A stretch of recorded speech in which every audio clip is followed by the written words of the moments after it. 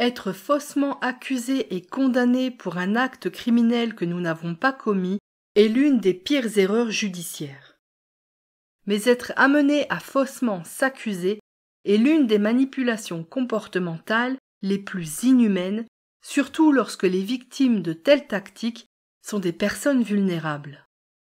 C'est par ces mots que j'ai ouvert mon travail d'étude en psychologie criminelle consacré à la problématique des faux aveux chez les adolescents lors d'un interrogatoire policier. Cette problématique est encore en 2024 taboue. Pourtant, en France, une célèbre affaire a montré à l'opinion publique ce qu'une communication toxique entre un symbole d'autorité et un gamin de 16 ans pouvait apporter de pire. Je vous propose donc aujourd'hui de vous lire la traduction en français de l'étude de cas présentée pour l'obtention de mon diplôme en psychologie criminelle auprès du Forensic Criminology Institute de Sitka aux États-Unis. Vous pouvez télécharger le travail d'étude complet en anglais sur le site expertisededocuments.com. Avant de débuter la lecture de cette étude de cas, je voudrais préciser 2 choses. La première est que cette étude de cas a été écrite à partir de la lecture du livre écrit par Patrick Dills qui s'appelle « Je voulais juste rentrer chez moi » paru en 2003. La seconde chose que je tiens à dire est que cette étude en criminologie n'a pas pour but de servir la soupe à la haine anti-police. La critique qui sera émise dans les minutes qui suivent n'a pour but que de pointer du doigt des méthodes d'interrogatoire et non des personnes. Pour situer un peu le contexte, dans les années 1980, une méthode d'interrogatoire appelée la méthode RAID était ultra dominante au sein de la police des États-Unis et on retrouvait des variantes de cette méthode un peu partout dans le monde. Depuis, elle a été grandement remise en cause pour sa propension à créer de faux aveux et de nouvelles méthodes d'interrogatoire sont préconisées aux polices. Le travail en criminologie, c'est parfois de pointer les failles institutionnelles qui favorisent la création des plus grandes injustices. Ça fait mal, ça heurte nos croyances, mais c'est nécessaire pour comprendre comment ces failles sont dangereuses. Mais pointer du doigt des failles ne doit pas servir de prétexte pour pousser à la haine aveugle contre la police et contre les hommes et les femmes qui la composent. Ces mises au point faites, entrons dans le vif du sujet.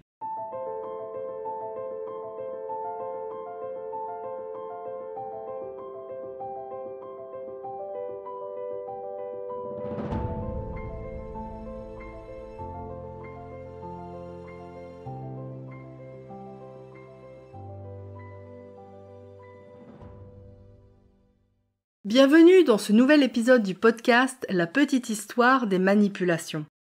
Ce podcast est consacré à la criminologie et à la criminalistique. Je suis Coraline, criminologue experte en analyse de documents et aujourd'hui je vous propose de découvrir l'une des pires erreurs judiciaires françaises, l'affaire Patrick Dills. Cette affaire est particulièrement grave car elle met en évidence l'une des pires stratégies de manipulation, amener une personne innocente à s'accuser elle-même d'un crime qu'elle n'a pas commis. Cette affaire, j'ai choisi aussi de la partager dans mon livre « Communiquer pour manipuler, comprendre les communications manipulatoires et y échapper ». Et je l'ai choisie parce qu'elle incarne parfaitement ce que sont les communications manipulatoires et les conséquences dramatiques qu'elles entraînent, surtout lorsque les relations sont déséquilibrées et que les communications ne servent que de prétexte à accuser sans preuve.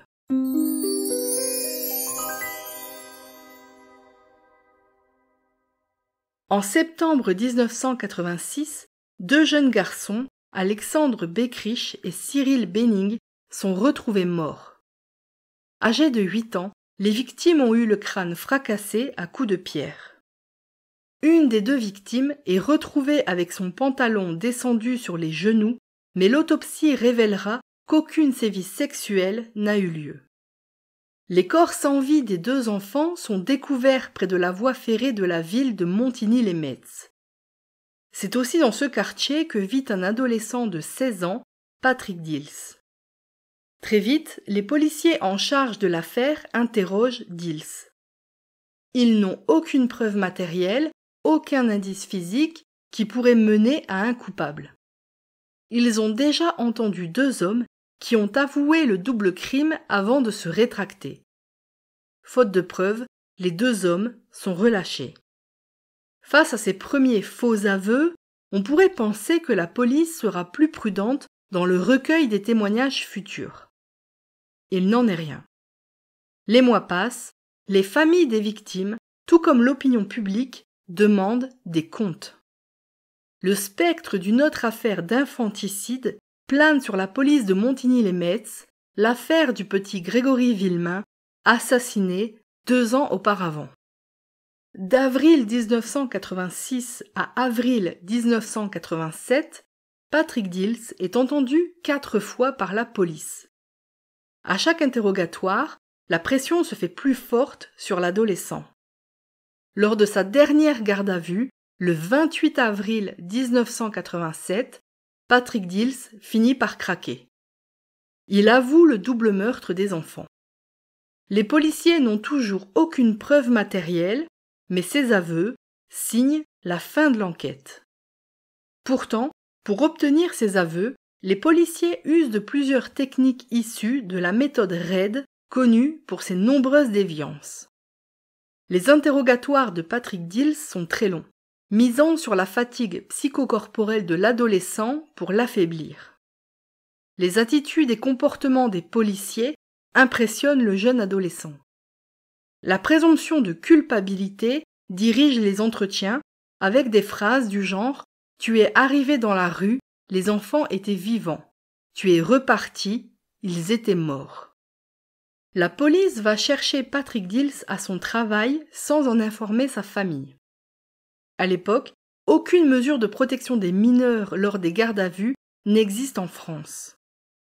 Jamais un avocat ne sera aux côtés du jeune homme pour lui signifier ses droits, mais aussi pour s'assurer qu'il les comprend. Les heures d'interrogatoire s'étirent et quand les parents de l'adolescent appellent le commissariat, on les remet sèchement à leur place. Rapidement, les policiers se rendent compte que Patrick Dills cache quelque chose. Et effectivement, l'adolescent ne veut pas dire à la police qu'il a fouillé les poubelles d'une entreprise locale pour y récupérer des timbres dont il fait la collection. Cette entreprise se trouve à proximité du lieu du crime. Il n'en faudra pas plus pour que la police décide que Patrick Dills est coupable du meurtre des 2 enfants. La machine à broyer se met en place. Les policiers mentent délibérément pour faire pression sur l'adolescent. Ils affirment que des témoins l'ont vu sur la scène du crime. Ce mensonge est la première pierre d'un édifice de manipulation qui va se refermer sur l'adolescent. À partir de là, tout est bon pour créer la confusion dans l'esprit de Patrick Dills. Les premières constructions narratives imaginées par les policiers sont inlassablement présentées à l'adolescent. Des scénarios dans lesquels le jeune homme tue les 2 enfants et des mobiles plus bancals les uns que les autres. Les policiers ne laissent plus parler Patrick Dills. Ils le nourrissent d'affirmations face auxquelles il n'a plus qu'à hocher la tête en signe d'affirmation ou à répondre par un simple oui. Pourtant, un rapport psychiatrique de l'époque met en avant bon nombre de vulnérabilités qui auraient dû être prises en compte par les policiers pour protéger l'adolescent. Patrick Dills, 16 ans, présente une grande immaturité. Il souffre d'une timidité extrême et est extrêmement maladroit. Son âge mental est estimé à 8 ans.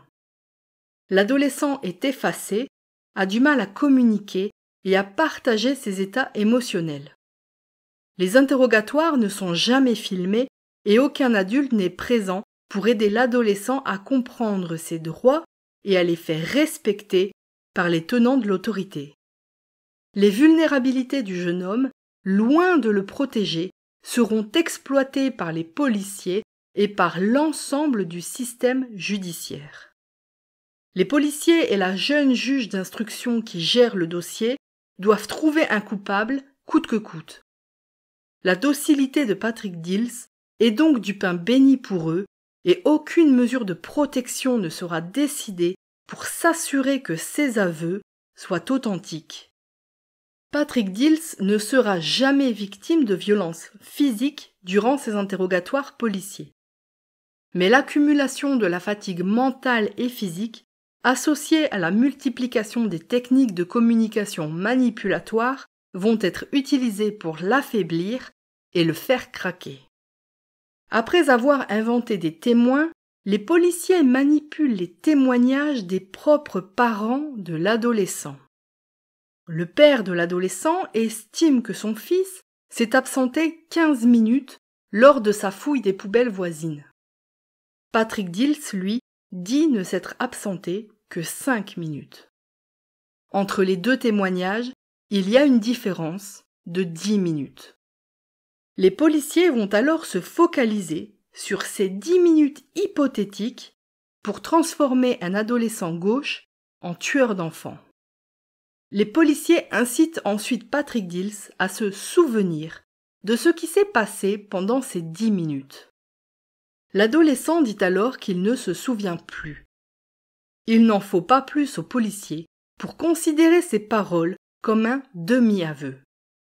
Les policiers vont alors l'aider à se souvenir. Ne disposant toujours d'aucune preuve matérielle, le storytelling se met en place. Les suppositions se multiplient à grands coups de « imaginons que »,« supposons que ». On manipule la mémoire de l'adolescent pour créer la confusion dans ses souvenirs.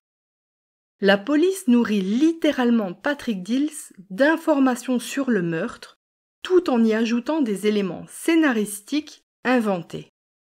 Et plus la police lui construit un rôle de tueur d'enfants, plus les policiers lui rappellent que finalement, tout ça n'est pas très grave.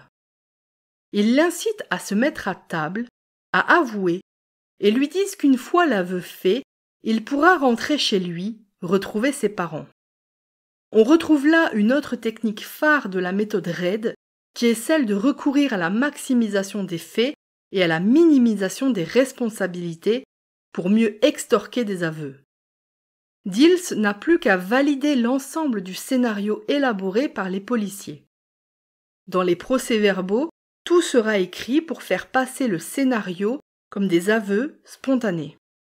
Reste une énigme, le mobile. Les policiers n'en trouvent aucun. Ils inventent donc un pseudo-diagnostic psychologique, l'effet cocotte-minute.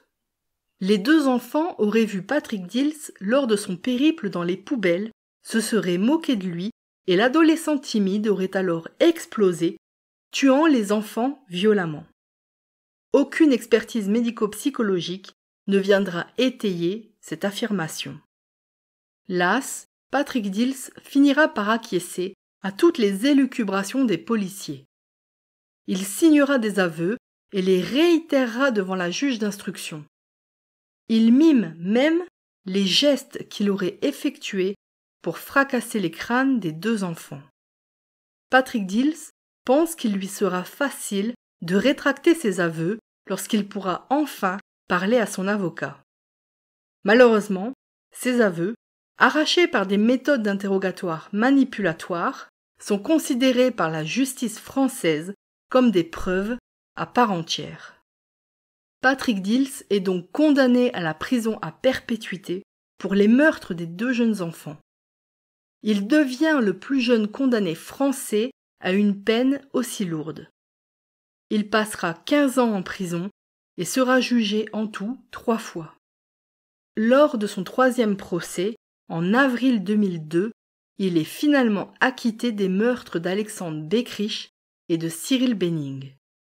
Le travail d'enquête reprend depuis le début et se penche désormais sur un tueur en série présent dans la rue où les enfants ont été tués à l'époque, Francis Holm.